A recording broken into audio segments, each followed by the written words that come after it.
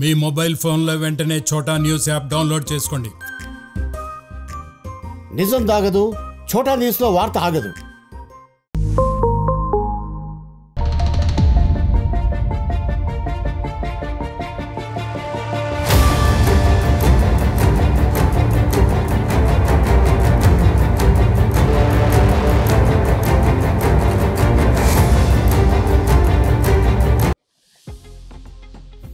ప్రవీక్, నీకు విషయం తెలుసా? తెలీదు. నిన్న boss and Ramya late night వరకు ఆఫీస్లో ఉన్నారంట. అవునా?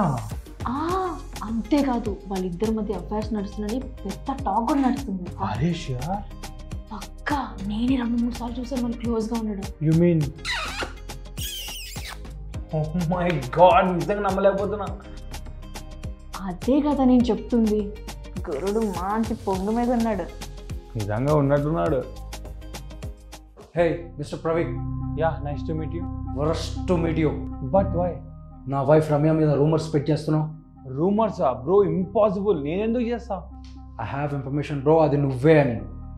మళ్ళీ ఇదే రిపీట్ అయితే నో ఇప్పుడే ఈ క్షణమే నీకు జాబ్ లేకుండా చేస్తా, నీ కెరియర్ని స్మాష్ చేస్తా. హే గైస్, ఏమైంది? చూడు సునీత, ఇంత చీప్గా మన బాస్కి నా వైఫ్కి ఎఫ్ఐఆర్ ఉందని రూమర్స్ స్ప్రెడ్ చేస్తున్నాడు. రియలీ?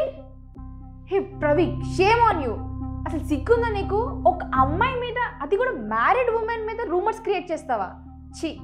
హే, అసలు నాకు ఇదంతా చెప్పింది నువ్వు కదా. సరిపోయింది. అనాల్సిన అన్ని అనేసి నా మీద తోసే. ఎలా కనిపిస్తున్నాను నేను నీకు? చీప్గా బిహేవ్ చేసింది, రూమర్ స్ప్రెడ్ చేసింది నువ్వు. కమాన్ సునీత, వాడి గురించి తెలిసి కూడా వాడి మాటలు పట్టించుకుంటావా? Stop it Vivek.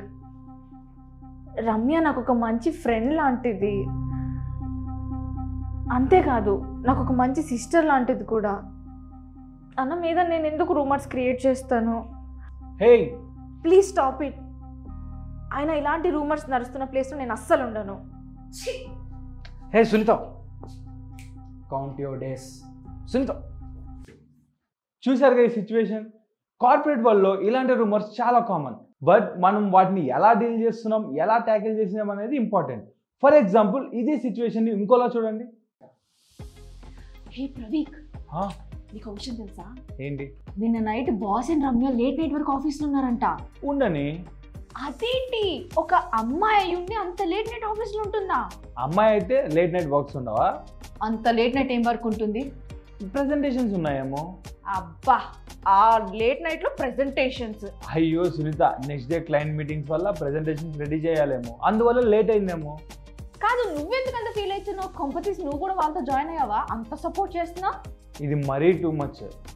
మరి లేకపోతేనే ఇది మరీ టూ మచ్. అబ్బా చూడు సునీత, ఇది కార్పొరేట్ వరల్డ్. నువ్వు ఇంకా పాతకాలం మనిషిలాగా ఆలోచిస్తున్నావు. అయినా ఒక అమ్మాయి లేట్ నైట్ వర్క్ చేసుకుంటే అది ఒక అబ్బాయితో, దాన్ని నువ్వు ఎలా అనుకుంటున్నావు? ఒక అఫేర్గా. అయినా సిన్సియర్గా పని చేసుకోవాలనుకునే వాళ్ళు రాత్ర పగల అని చూడరు, పని చేసుకుంటూ పోతారే తప్ప అయ్యో 7 అయింది నేను ఇంటికి వెళ్ళిపోవాలి, అయ్యో 6 అయింది నాకు వేరే పని ఉందని చెప్పరు. అది కాదు. అండ్ ఇంకోటి, అమ్మాయి ఏంటి అంత లేట్ నైట్ వర్క్ ఏంటని అడిగావు కదా, అమ్మాయి అయితే వర్క్ చేయకూడదా?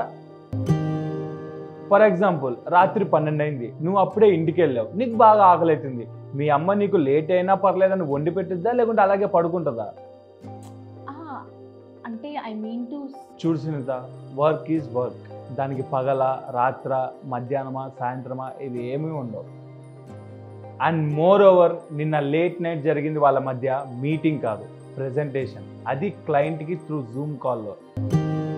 అండ్ ఫైనల్గా ఒక్క మాట, ఏదైనా ఒక స్టేట్మెంట్ పాస్ చేసే ముందు ఆ స్టేట్మెంట్ మీద క్లారిటీ ఉంటేనే దాన్ని పాస్ చేయండి, లేకపోతే చేయకండి. ఓకే.